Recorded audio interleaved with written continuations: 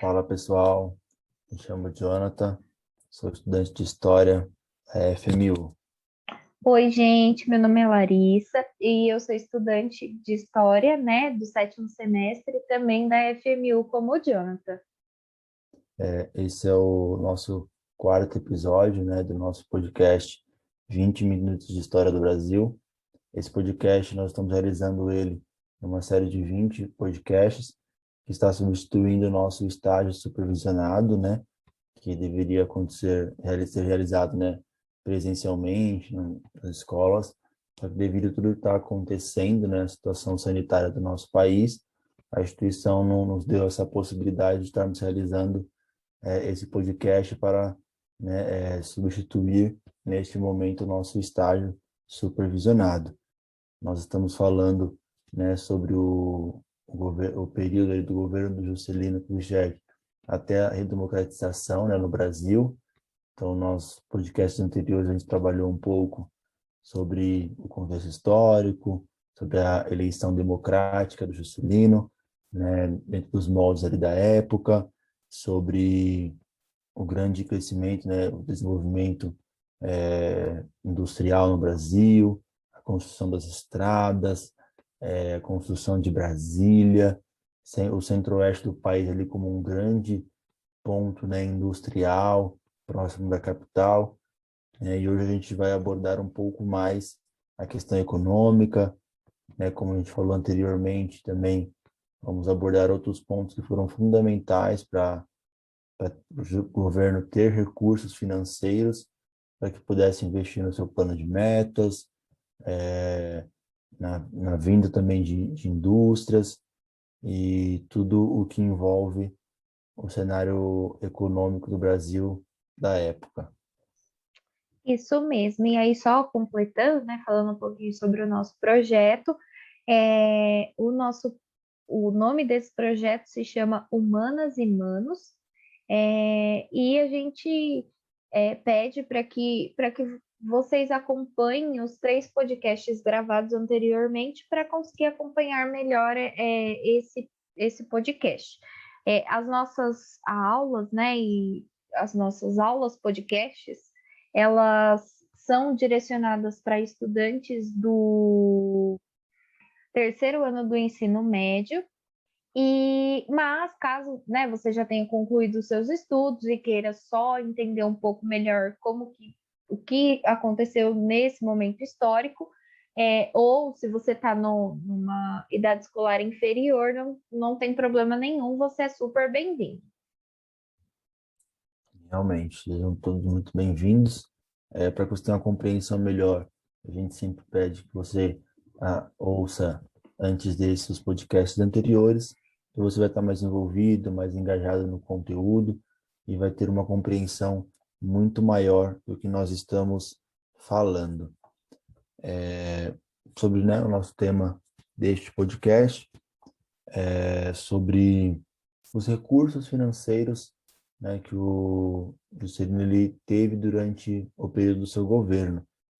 Um deles, e talvez um dos principais, é o que foi chamado, né, de poupança forçada.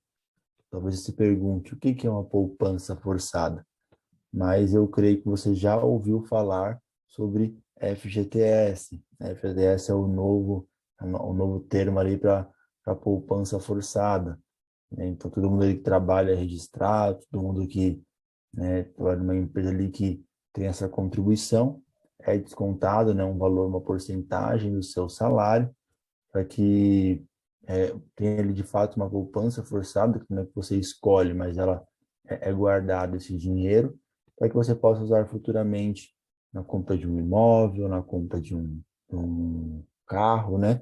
Você pode estar utilizando, ou em casos emergenciais, como nós estamos vivendo na pandemia no Brasil e no mundo, né? Foi aberto aí o auxílio emergencial, que também enquadra no auxílio do FGTS emergencial. Então, muitas pessoas sacaram, né? Tinham um limite para você estar sacando esse valor para também te ajudar na renda, que estão passando por dificuldades financeiras nesse momento. Então, essa poupança forçada foi criada durante o governo do Juscelino Então, era um meio do governo estar recebendo um valor dos trabalhadores e poder estar investindo esse dinheiro na construção de estradas, né, para pôr em prática ali as 30 metas, né, do plano de metas do governo JK. Então, esse foi um dos pontos mais importantes de investimento durante todo o seu governo. Exatamente. E assim, é importante falar que esse dinheiro, né, dessa poupança forçada do fundo de garantia do trabalhador serviu para que o trabalhador brasileiro financiasse muitas obras públicas nesse momento, né, no governo JK, mas mais para frente também a gente vai ver que esse fundo de garantia também serviu para financiar grandes obras e grandes projetos durante o período ditatorial que o Brasil sofreu, né, com os militares no poder. Bom, tudo isso foi acontecendo, né, essa entrada de capital estrangeiro, os empréstimos que o Brasil foi fazendo, a chegada das multinacionais, os militares, né, as Forças Armadas, eles apoiavam o JK nesse projeto de desenvolvimentismo, né, e industrialização. Para eles, isso era uma forma de você fortalecer o nacionalismo, né, com a geração de emprego urbano. E, novamente, é importante a gente lembrar que esse desenvolvimento, né, e essa geração de empregos, ele foi voltado para a área urbana e ficou bem concentrado na região sudeste, né, a região central ali do Brasil centro-oeste, para onde foi a construção de Brasília, houve uma ampliação agrícola muito grande, mas os empregos urbanos, industriais, foi aqui na região sudeste, e em especial, né, no estado de São Paulo, para ser mais preciso, na região do Grande ABC, né, que é São Bernardo, Santo André, São Caetano, Diadema, ABCD, no caso, né, que vão receber aí muitas empresas, né, multinacionais, em especial São Bernardo, que ela vai receber aí grande parte das montadoras, né? E só uma curiosidade legal da gente contar aqui para vocês, é quase que uma fofoca, é que a Fiat né, a única montadora de carros que não está no ABC, né? Né, a filial dela aqui no Brasil é localizada em Betim, Minas Gerais, porque o JK era mineiro, né? Então ele leva a Fiat para a cidade dele, para o estado, né, no qual ele nasceu. Então é a única montadora que não está aqui no ABC. E como eu falei anteriormente, né, o momento de geração de emprego urbano, a gente tem um crescimento urbano desenfreado, é um momento que começa a se criar cidades dormitórios, né, no qual são cidades onde é realmente para os trabalhadores dormirem, né, porque eles passam o dia trabalhando. Você tem uma grande migração desordenada da região Nordeste aqui para o Sudeste, né? Então, muitas pessoas saem do campo. A gente já falou nos podcasts anteriores, né, que essa população nordestina ela vivia em descaso, né, pelo descaso de vários governos, né? Então, é o momento que eles deixam a sua terra natal e vêm para a região Sudeste em busca de emprego, em busca de melhores condições de vida. Verdade. Se tem um êxodo rural de escalas assim gigantescas nesse momento, né? Porque o investimento estrangeiro ele é muito grande no Brasil nessa época, né? Então a gente passa ali por um momento de dependência quase que total de capital estrangeiro, né? com exceção algumas medidas internamente, como a poupança forçada, que te dá um retorno a curto prazo de dinheiro para continuar investindo no desenvolvimento do país, mas a presença estrangeira ela é quase que unânime nesse momento, né?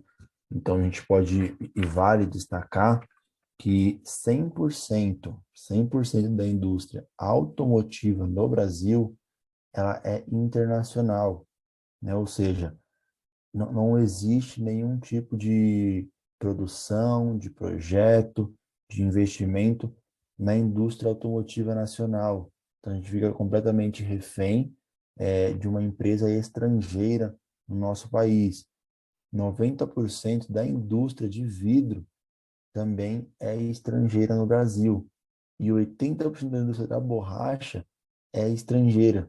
Uma indústria da borracha que há pouco tempo atrás era nacional e era uma das maiores do mundo, né? O Brasil, até ali no começo da Segunda Guerra Mundial, né? Que quando, junto com o Sudeste Asiático, uma das regiões que mais produziam borrachas no mundo, né? Então a gente perde todo e completamente a nossa dependência econômica das nossas indústrias que mais produzem no Brasil.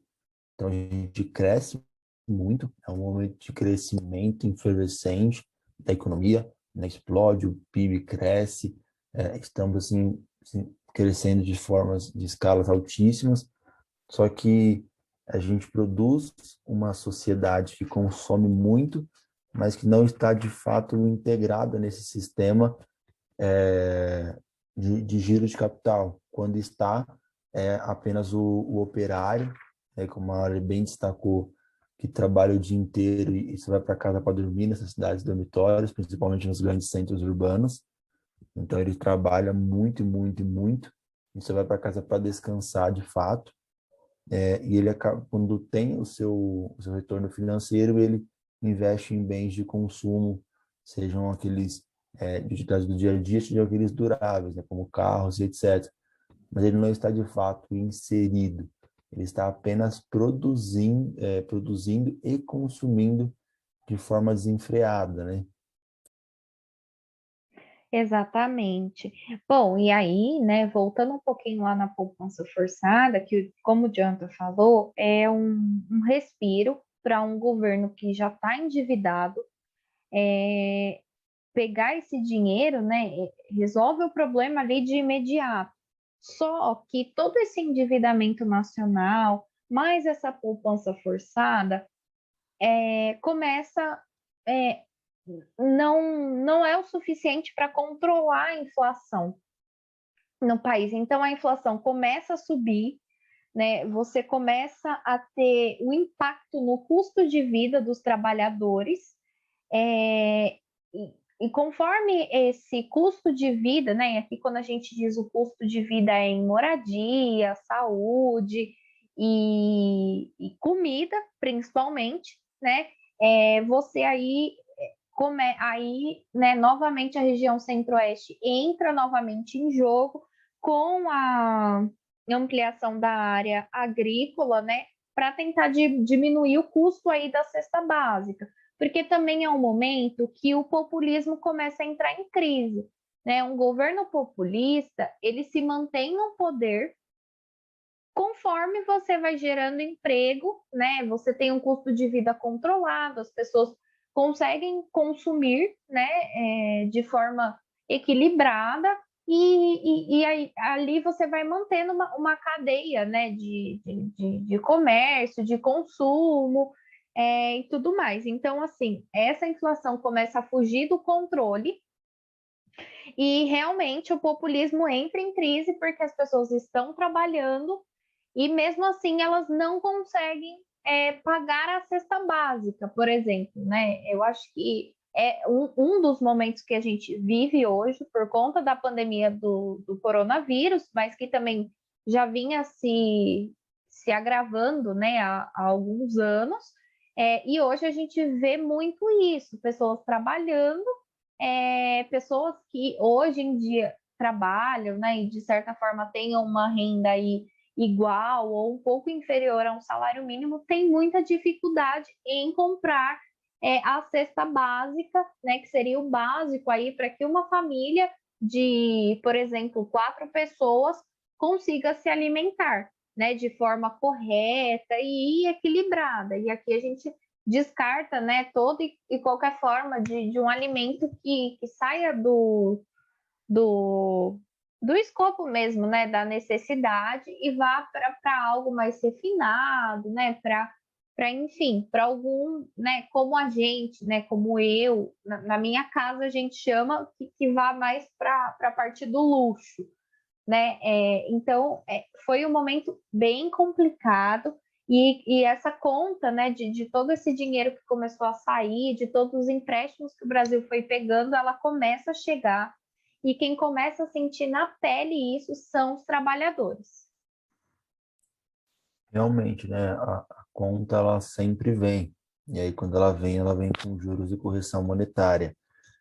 A gente pode perceber que foi um investimento desenfreado e que não se mediu as consequências a médio e longo prazo. Então, era um investimento de curto prazo, um investimento para um governo. Tanto que uma das medidas que o governo JK ele encontra, né, uma das soluções para um retorno de curto prazo, é a emissão, né, de papel moeda. Ou seja, ele manda produzir mais papel. Fala, papel, papel, mais papel, e coloca esse papel para circular, né? Esse dinheiro, essa moeda para circular. Isso resolve no curto prazo. Porém, isso faz com que a sua moeda desvalorize muito. E quase sempre Exatamente. dá, e quase sempre isso dá muito ruim, né? Dá muito errado, porque É exatamente isso, né? Dá muito ruim. É, que assim, quando a emissão de papel moeda, ela deve ser feita, né? Pelo lastro. O que que é o lastro? O lastro é equivalente à riqueza de um país. Geralmente, o lastro é calculado pela quantidade de ouro que o Brasil tem, né? O Brasil, ou enfim, qualquer país, é realmente ali as riquezas que o Brasil tem, então você emite papel moeda equivalente a essas riquezas. Quando você começa a colocar muita moeda em circulação, a sua moeda começa a ficar muito desvalorizada. A gente viu isso, está vendo, na verdade, né, isso com essa nota de R$ 200 que está começando a entrar agora em circulação. E essa é uma forma de também você emitir papel moeda, você a cada vez mais começar a emitir notas maiores, com a desculpa, né, ou com o imaginário que isso vai controlar a inflação. Porém, o salário continua a mesma coisa e o custo de vida só vem aumentando. Então, emitir papel moeda pode dar uma falsa sensação de que você está controlando a inflação, porque você tem mais dinheiro em circulação. Mas, em compensação, você tem menor consumo e os preços continuam aumentando.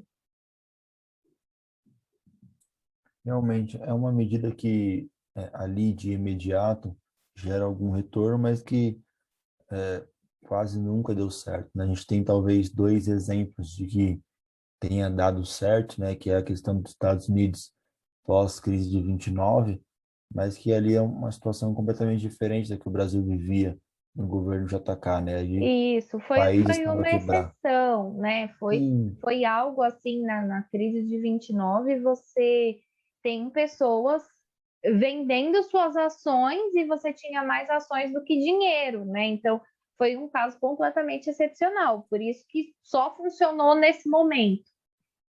sim, sim. E talvez também a Alemanha nazista, né? Com o Hitler, que também estava completamente quebrado pós Primeira Guerra Mundial, devendo Deus e o mundo. Então, produzir mais papel moeda não prejudicaria tanto como já estava, né? O Brasil não, o Brasil, por mais que tivesse uma inflação alta naquele momento, tivesse com endividado, mas ainda tinham as contas, haviam maneiras de se resolver aquilo a médio e longo prazo.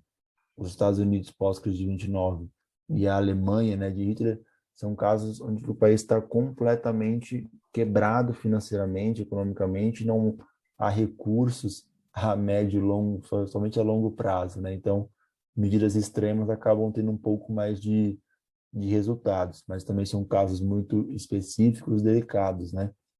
Exatamente. Bom, e assim, né? O Fernando Henrique Cardoso, o ex-presidente aqui do Brasil, ele vai falar que o Brasil ele tem um capitalismo dependente, né? Então, o capitalismo do Brasil, nesse momento em especial, fica muito evidente, é um capitalismo dependente do capital estrangeiro, né? Então, se você não tem investimento estrangeiro, você não consegue investir na indústria, você não tem industrialização, você não tem geração de emprego, né? Então, o Brasil ele não tem um rompimento, uma emancipação nacional nesse momento, né? Isso acabou ficando só na promessa do JK, e a gente tem algumas promessas de campanha, né, e do seu desenvolvimento social que não foram cumpridas. Realmente ficou aí como promessa de campanha no imaginário político no imaginário, desculpa, no imaginário popular, né, que uma dessas coisas foi a inflação, que não foi controlada, muito pelo contrário, ela aumentou drasticamente no governo JK. Você teve um endividamento muito grande do Estado, né, e da classe média, que a classe média começa a se endividar justamente porque o custo de vida começa a subir desenfreadamente. Você tem um aumento das importações, né, muito grande assim, e você não tem a remessa de lucro, né? O que é essa remessa de lucro? É justamente essa indústria multinacional que ela lucra, esse lucro necessariamente tem que ficar no país do qual foi produzido e foi vendido. Né? Então, é importante a gente falar também que até hoje a gente não tem uma legislação que vai aí reger essa remessa de lucros. Então, até hoje, as multinacionais por mais que lucrem aqui no Brasil, todo o lucro sai daqui e vai para as suas matrizes em outros países, né? Um caso clássico que a gente viu aí no ano passado foi o fechamento da Ford, né, a montadora de carro aqui de São Bernardo do Campo, e não estava conseguindo, alegou que não estava tendo lucro aqui na fábrica de São Bernardo e fechou a sua fábrica. Né? Então, assim, mas o quanto de lucro essa fábrica não já teve aqui no Brasil e não houve o retorno do investimento aqui? Realmente, é um ponto que deve ser questionado e debatido, né? É, Juscelino Kubitschek, ele tinha um discurso totalmente nacional e desenvolvimentista, né? Ele tinha um discurso onde o Estado, teoricamente, controlaria o capital estrangeiro, né? Onde ele seria investido, como seria investido e etc. Porém, a gente percebe, né? E no nosso podcast a gente trouxe bastante isso, que não ocorre uma emancipação nacional, né? Não existe um discurso, ele fica muito no discurso simplesmente, né? Então ele fica limitado a ele mesmo e a gente fica refém de uma economia planificada, né? Não se cria uma economia autônoma, emancipada e ela é ditada pelo ritmo estrangeiro. Então a gente não dita o nosso próprio ritmo de crescimento econômico autônomo. A gente fica refém do ritmo estrangeiro. E aí, se ele vai bem, a gente teoricamente vai bem também, mas se ele vai mal, a gente vai pior ainda, né? Então, por mais que a gente tenha um crescimento nacional, por mais que a gente tenha um desenvolvimento com estradas, com energia, com bens de consumo, com muitas multinacionais, com produção de emprego, né, dos chamados ali técnicos, que é uma classe mais especializada de trabalho nas indústrias, isso não gera de fato uma economia autônoma. Então, a gente tem uma série de fatores e de segmentos da sociedade que foram muito impactadas, cresceram muito nesse momento, mas mesmo com todo esse crescimento, mesmo com todo esse desenvolvimento e esse investimento de capital, ora nacional, né, com as poupanças forçadas, a emissão de dinheiro, ora estrangeiro, que é a maior parte, a gente ainda fica muito limitado como um desenvolvimento como nação e soberania econômica. Exatamente, Jonathan. Bom, e aí a gente fecha o podcast de hoje, né? é, com essa situação caótica que está a economia brasileira nesse momento. E aí, né, fica aqui já o convite para vocês ouvirem o nosso próximo podcast, que aí a gente já vai falar sobre o golpe civil-militar que o Brasil sofre em 1964, né?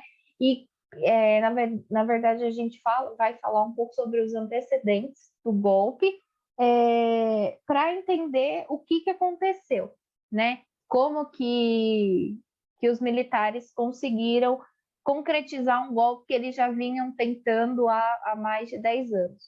Né? Então fica aqui o convite e é isso. Continuem nos acompanhando, se cuidem, usem máscara e fiquem em casa se possível. Isso mesmo. Tchau, gente. Se cuidem. Até o próximo podcast. Um abraço a todos. Tchau. Fala pessoal, me chamo Jonathan, sou estudante de História da FMU. Oi, gente. Meu nome é Larissa e eu sou estudante de História, né, do 7º semestre, também da FMU, como o Jonathan. Esse é o nosso quarto